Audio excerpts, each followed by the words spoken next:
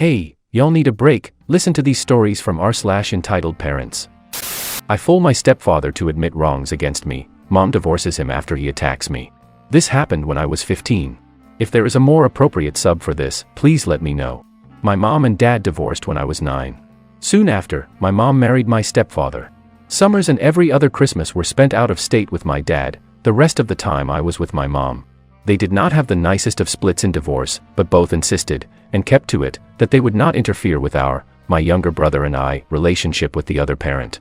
My stepfather did not agree to this, however, and did everything he could to sabotage our relationship with our father. My dad would call, and if my stepfather answered the phone, he would hang up on dad. He called my dad to demand more child support or he would legally adopt us and my dad would never see us again. I had no real friends growing up because I did not want to bring people home. One day, while visiting my dad, we ordered some custom leather jackets to arrive about a month later. It came and I found the box on the dining room table with "Return to Sender" written on it as if he had meant to send it back later. I grabbed it, stashed it in my room, and thankfully he forgot all about it. That night after dinner, as everyone was on the couch watching the evening news, I brought the package out, gave it to Mom, and asked her to explain why it was being sent back. My stepdad began to say that we couldn't afford it, to which I said everything had already been paid for, and why did he hang up on dad when dad called, and I said dad had recordings of the threats to adopt us and prevent dad from ever seeing us again.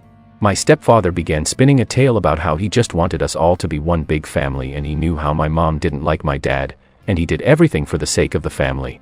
Then he caught me smiling, stopped, and asked me, "What the heck is so funny?" I said, "Dad has no recordings, but why does he need them when you just admitted to everything?" He said something unintelligible and jumped off the couch to lunge at me until my mom stopped him by getting in between us. Mom simply said, "Out," and he walked to the front door and let himself out. After we heard him drive away, Mom asked for the details about everything and apologized for bringing him into our lives. The next morning, I was walking to the bus for school, when my stepfather quickly pulled up near me and stopped, then got out of the car and started walking towards me. I screamed like I've never screamed before or since. He got up to me, slapped me across the face, grabbed my shirt, and started walking me to his car. I didn't go peacefully, though, screaming and resisting the whole way. That's when my savior appeared. An older gentleman had seen everything and came out of his house with quite possibly the largest hand cannon I have ever seen outside of the movies. He just saw an older man dragging a screaming teen girl to his car. He told my stepdad to stop, pointed his gun at him, and got him to kneel down with his ankles crossed and to intertwine his fingers behind his head. So I believe he was former military. Isn't that how you are taught to take prisoners? I don't know for sure. His wife had also seen everything and called the police, then came out and began soothing me. When the police arrived, 2 cars, 4 officers in total, my savior put his gun down and raised his hands to show the police he meant no harm to them, that he was not a threat. His wife said that she was the one who called and said that she and her husband had seen a man pull up, grab a young girl, and began dragging her to his car when they decided to interfere for my safety. I then confirmed the story, but did not mention he was my stepfather.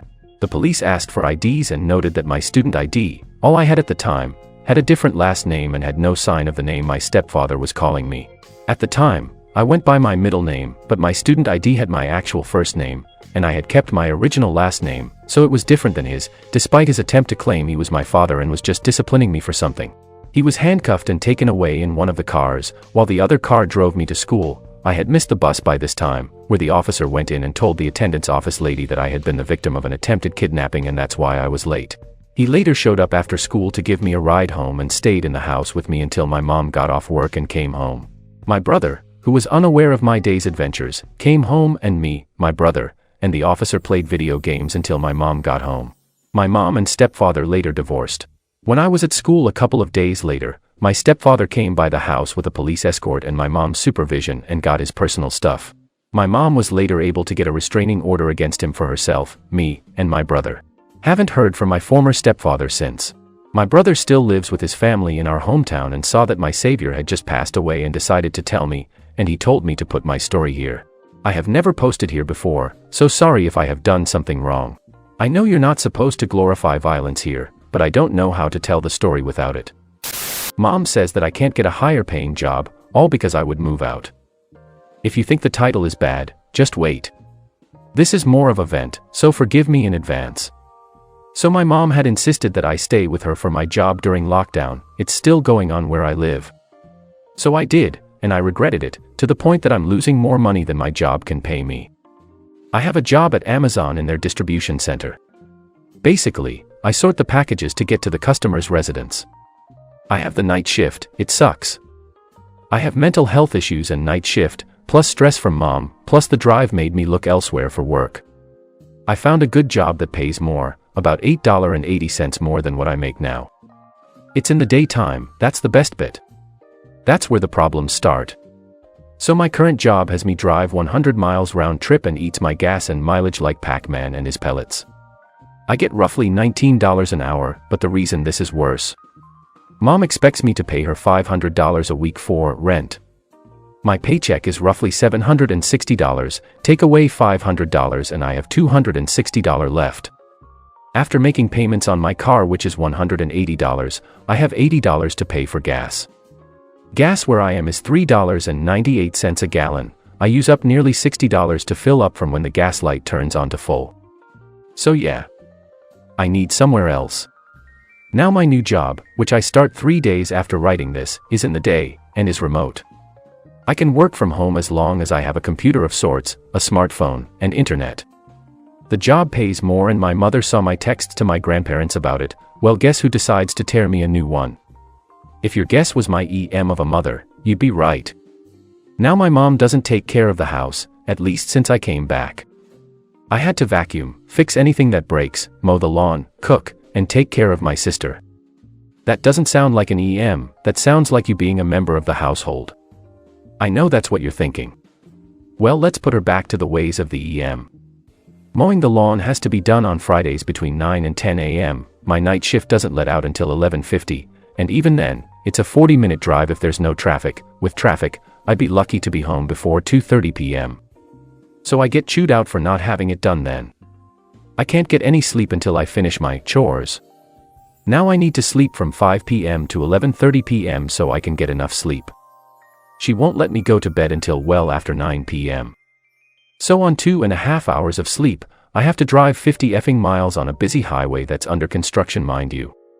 I have no personal property. I have a phone that she bought me as a 17th birthday present. She is now handing me the bill for the damn phone. She bought me an iPhone XR, brand new for like $1,000. I got a military-grade protector case, and a shatterproof screen cover. She demanded that I turn off my passwords for all of my devices that I paid for. So aside from the $500 rent, I now have to pay $1,000 for a birthday gift to me. She adds $50 a week for interest. She has to read all of my emails, texts, see all of my contacts, hear every phone call on speaker, and can use my laptop as she likes. I had to purchase antivirus software after I got 9 on my laptop. She gets into my spam and clicks the links. You know, that you want a free iPad. Click here to receive it. I had to use money that I don't hardly have to purchase antivirus software that keeps the viruses off the system. Any food that I buy, she eats instantly, claiming that it's her reward for raising me. My Nintendo Switch, that I bought and have a 5-year warranty on, was sold to a pawn shop.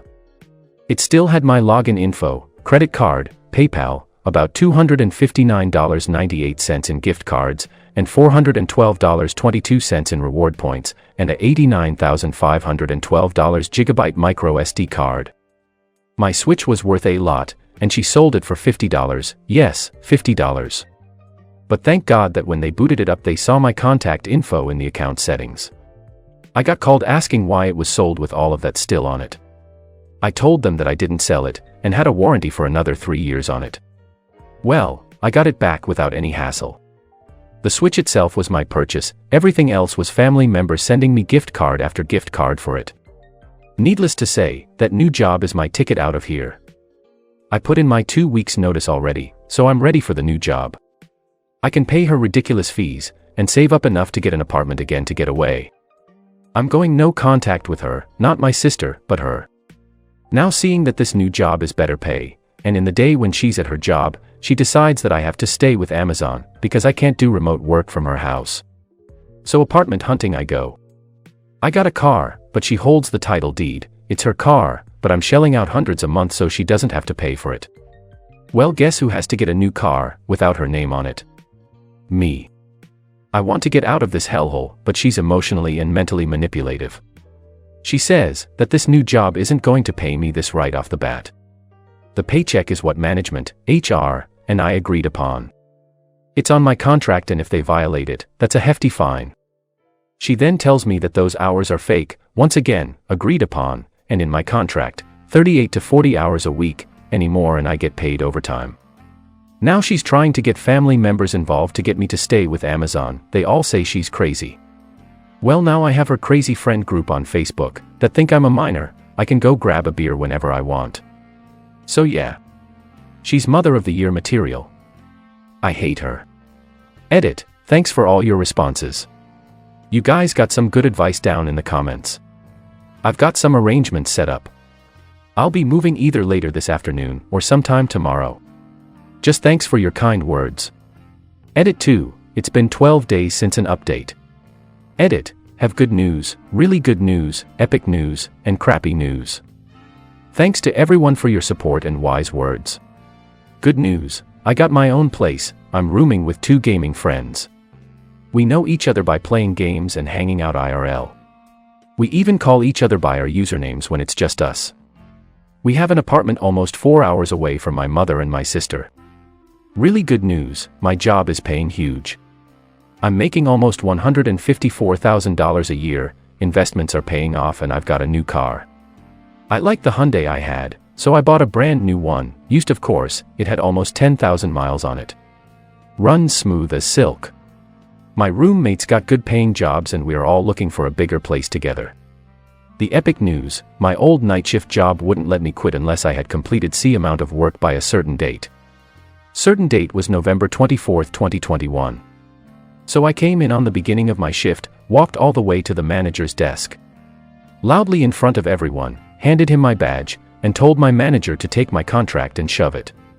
I quit and yelled out as I walked out of the building, "You can kiss my ass, I have a better job and you can't keep me from it." Legally, Amazon can't be a recommendation for resumes. Something about different laws for different places, I dunno.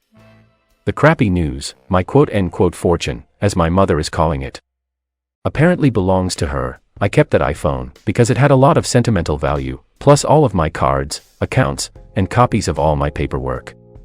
She tried to get the family to gang up in me. She apparently seems to think that her perfect parenting should entitle her to have 70% or more of my paycheck. Sorry for not updating so often. I wait until there's some calm, or at least some distance between interactions. I try to keep away from the family, so I update when I'm in the clear to do so. If any new events occur, I'll post it, but I'm gonna wait until I get a clear shot. I'm keeping up the fight, damn it. Give me your son's PS4 controller. Let's set the scene. Anna and her 3 kids, Adam, 18, Arlene, 10, and Alex, 9.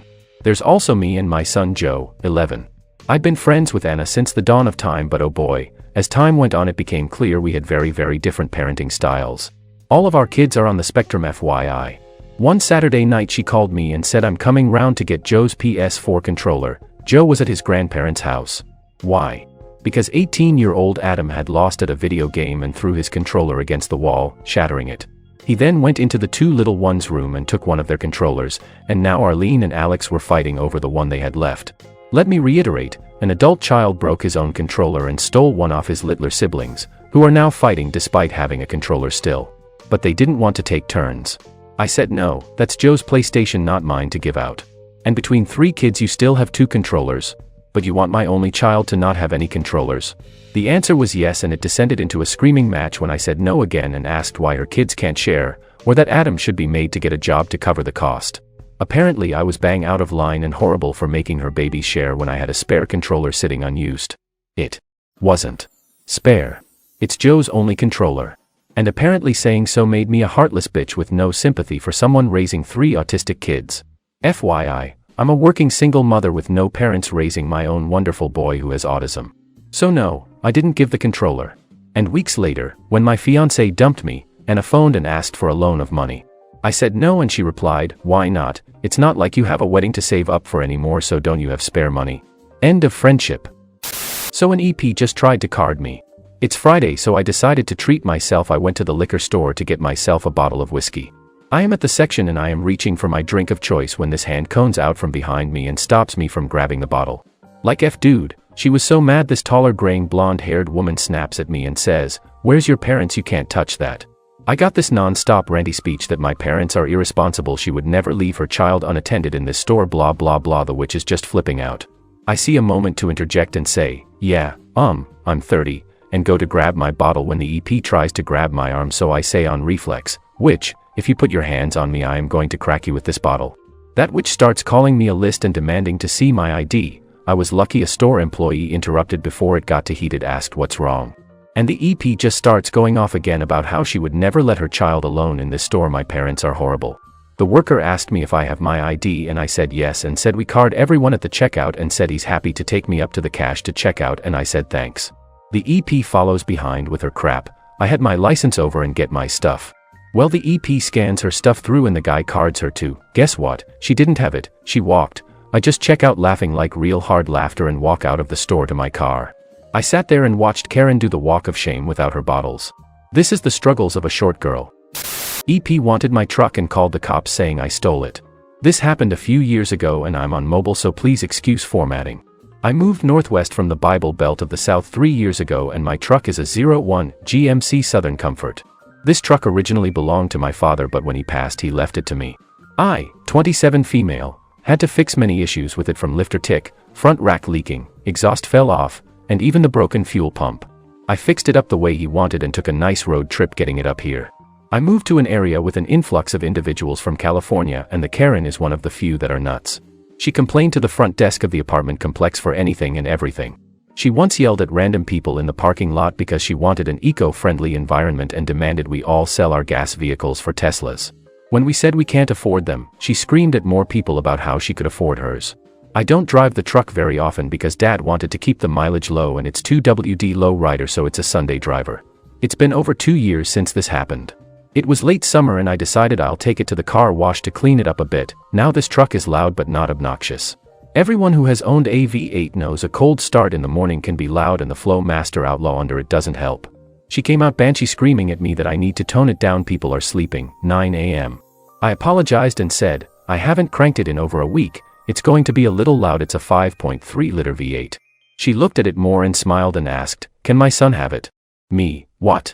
No, why would you ask that? Her, well, my son is in high school and would absolutely love it, plus you have multiple vehicles and you don't need more than one.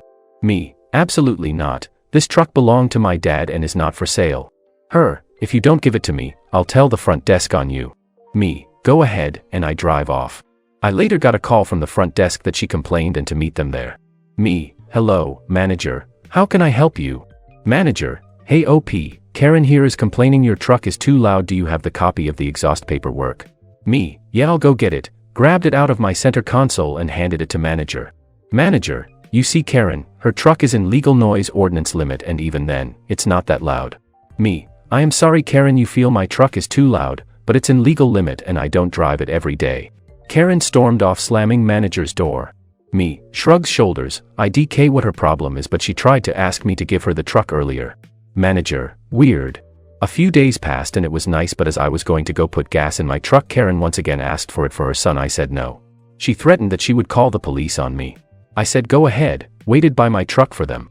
They came and said they got a report of a stolen vehicle. They separated us and I told them everything. Officer, so Karen has been harassing you and demanded the truck. She claimed you took the keys from her son and pushed him. Me, yes officer, here are the registrations from the last several years including the ones with my dad's name on them. If you follow me, I'll get the title that is in my name, and his death certificate. We got the papers from my lockbox. Officers reviewed them together and told Karen, ma'am, filing a false report is serious. Karen, but she stole my son's truck. Officer, no, you falsely called us and harassed her. Karen shoved the officers trying to run between them and was arrested for assaulting a police officer. Karen was evicted for throwing rocks at gas trucks in the parking lot a few months later and encouraging her 2 teen sons to jump in the beds of the trucks. She claimed they were free-range kids, yes, like chickens, and thus were above the law. She also screamed at a Muslim couple and left a bag of dog poop on their door. Yeah, she wasn't very pleasant as a neighbor.